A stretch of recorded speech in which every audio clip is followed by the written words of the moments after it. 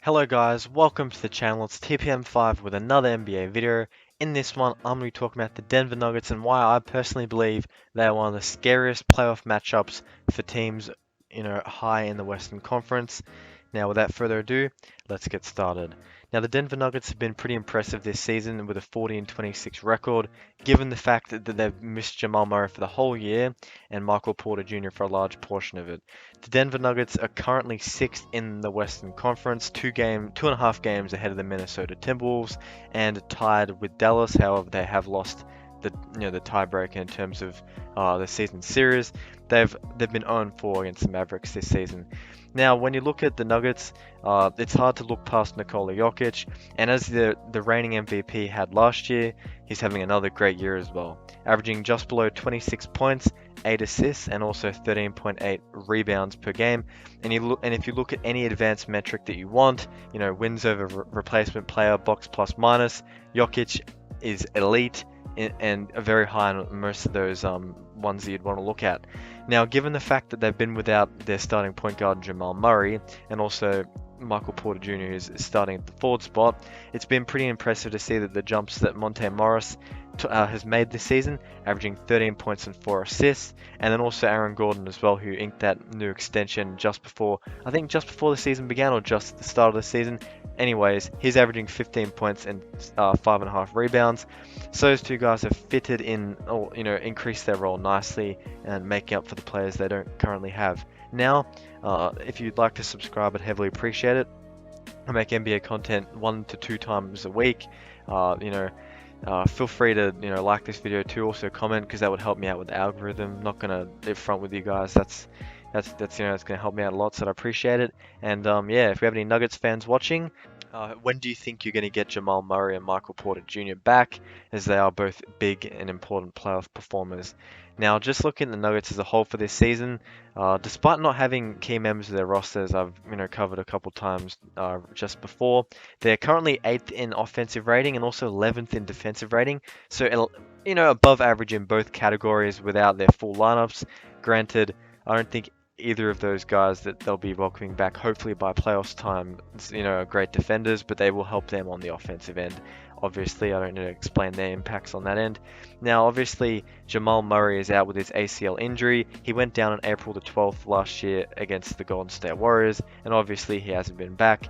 Now, they were going to bring him back alongside Michael Porter Jr. to the Grand Rapids Gold, which is the G League team.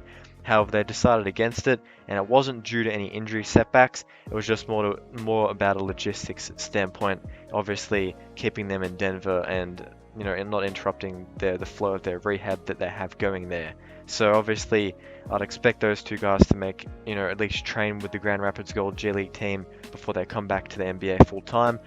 Via Bleacher Report, according to Sam Amick, there is a strong sense from the Denver Nuggets that Jamal Murray and Michael Porter Jr. could be making a return come playoff time, and I don't have to tell you the impacts of that. You're getting the second and third best players on this team back, and they're going to make an instant impact. Now, obviously, Michael Porter Jr. wasn't the greatest at the start of the year, only averaging 9.9 points. However, do I really need to remind you that a year ago he was averaging 19.7 boards, shooting 54% from the field, and a scorching 44.5% from 3, which was just ridiculous, and he did it in a fairly big sample size of around 61 games in the regular season.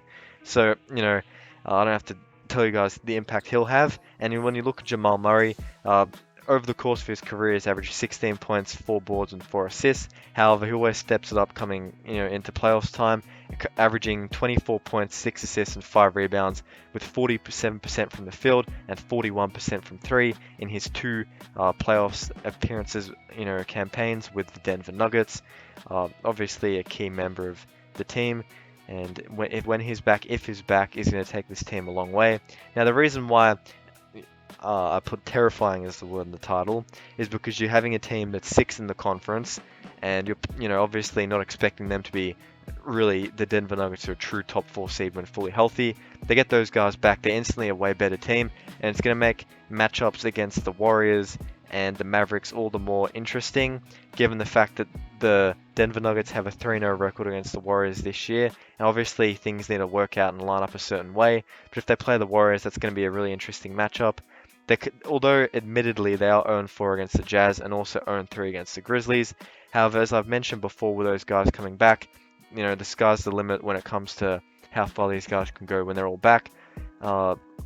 Obviously, we'd expect that they're going to struggle to find their feet in the rotation a bit in terms of just, getting back into the rhythm that they had. Obviously, an ACL and Michael Porter's back injuries that he's been suffering for a long period of time now as a basketball player are going to take their toll. However, if they come back at around 90% of the players that they were, it's going to give this Denver Nuggets team, a real chance to be those comeback kids from Colorado that really make a run, just like they did in the bubble. So, that is going to do it for the video. Don't forget to comment, comment what you guys think the Denver Nuggets are going to do, if I'm overreacting or overhyping them, and also comment if you think Jokic should win the MVP. That's a discussion for another video. But thank you guys for watching. Don't forget to like and comment, and peace out. Bye.